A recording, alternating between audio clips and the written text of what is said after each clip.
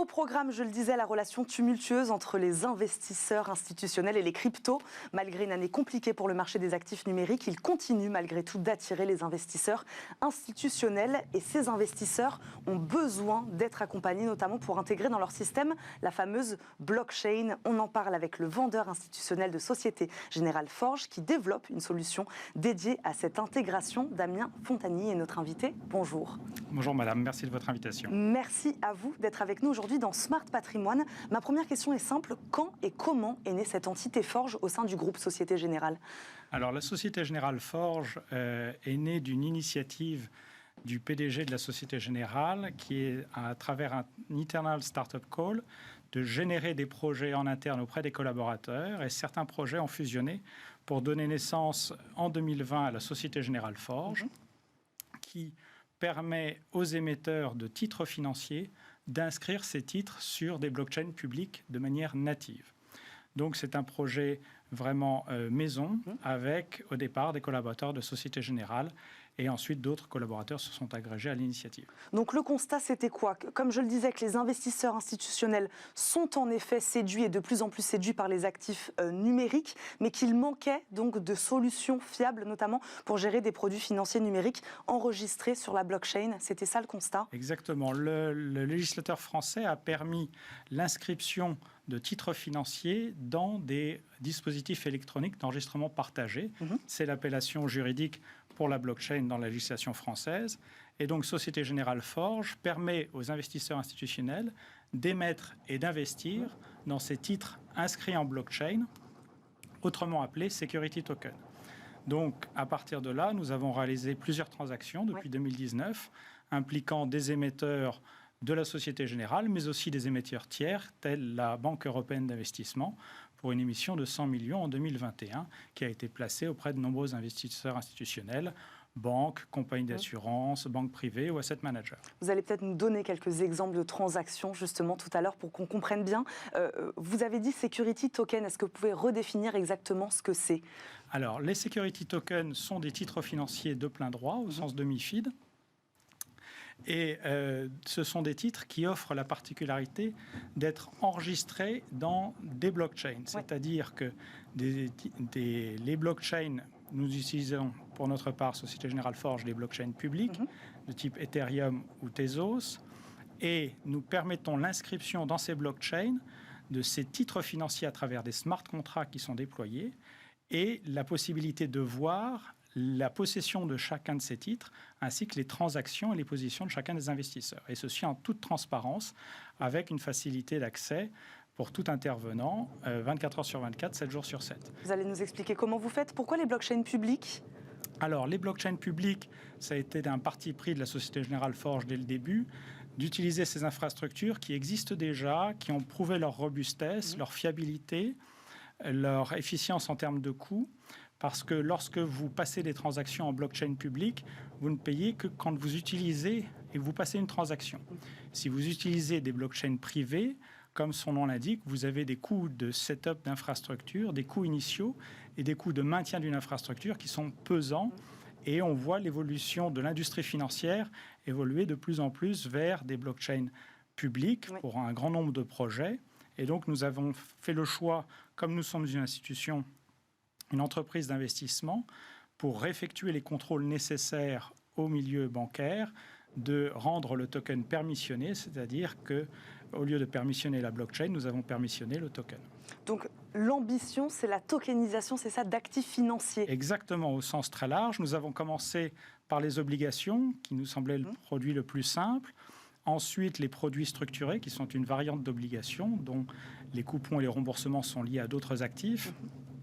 Et nous avons eu une bonne traction avec différents émetteurs et aussi un grand nombre d'investisseurs qui ont voulu s'initier à la blockchain, non pas sur le domaine des cryptoactifs, mais par une étape plus simple qui est l'investissement ou l'émission de titres financiers régulés. Comment alors marche exactement votre solution ? Expliquez-nous sur quelle technologie elle repose. Voilà, expliquez-nous le système exactement. Alors, très concrètement, nous allons accompagner nos clients émetteurs dans la structuration d'une offre d'un produit financier. Nous allons participer à la rédaction des documents juridiques qui accompagnent cette émission. et nous allons utiliser notre librairie de smart contracts pour représenter ce titre financier sur la blockchain. Nous allons la déployer pour le compte de l'émetteur. Et pour les investisseurs, nous allons fournir des wallets s'ils n'en ont pas et effectuer sur la blockchain les transferts afin de matérialiser les transferts de titres. Donc la blockchain, de fait et en droit, va devenir le registre des investisseurs sans avoir besoin, en droit français, des intermédiaires actuels que sont les CSD, donc, les dépositaires centraux de titres. Est-ce qu'elle inscrit l'adaptation, voilà, est-ce qu'elle est adaptable à tous les profils d'investisseurs, cette solution? Alors, pour l'instant, nous avons une offre qui est à destination uniquement des investisseurs institutionnels, professionnels au sens de MiFID. On pourrait voir un élargissement plus tard, mais je dirais que c'est une technologie naissante et afin de bien stabiliser les bases et ensuite d'ouvrir à différents autres types d'investisseurs, la démarche sera progressive. Vous dites une solution simple d'intégration, simple, c'est-à-dire simple à utiliser pour ceux qui ne seraient pas experts de cette blockchain? Absolument. Nous avons assimilé les contraintes de la blockchain, des contraintes techniques, avec les nécessités réglementaires et opérationnelles qui s'imposent aux opérateurs sur les marchés financiers. Et donc, nous avons pris cette complexité et nous avons voulu en épargner les émetteurs et les investisseurs. Donc, c'est pour ça que nous avons développé notre librairie de smart contracts, c'est pour ça que nous fournissons des wallets aux investisseurs qui n'en ont pas, et que nous avons donc tous les instruments à notre disposition pour accompagner les clients afin de leur épargner les développements blockchain conséquents. Vous parlez de contraintes. À l'inverse, quels sont, in fine, les avantages de la blockchain pour les titres financiers? Alors, cette démarche s'inscrit dans une volonté des émetteurs et des investisseurs d'expérimenter une nouvelle technologie à laquelle s'intéressent tous les acteurs des marchés financiers, mais aussi toutes les banques centrales. La très grande majorité, si ce n'est la totalité des banques centrales, conduisent actuellement des expérimentations sur la monnaie digitale de banque centrale, CBDC en anglais. La Banque de France est pionnière en cette matière et grâce à elle, nous avons pu réaliser le règlement de 2 transactions au primaire grâce à de la CBDC fournie par la Banque de France. Mais je dirais c'est un moyen pour tous les acteurs du marché d'expérimenter de manière sécurisée les avantages potentiels de la blockchain, qui sont la rapidité, l'efficacité en termes de coûts, la transparence, la résilience, la sécurité, et ceci dans un cadre réglementaire adapté, existant pour les titres financiers. Oui, c'est ça, vous l'avez répété 2 fois, cadre juridique, cadre réglementaire. Comment vous garantissez que cette solution, elle soit conforme justement à ce cadre réglementaire? Alors, les sujets de blockchain, j'ai envie de dire, sont des sujets certes techniques, mais c'est, je dirais presque avant tout, des sujets réglementaires et juridiques.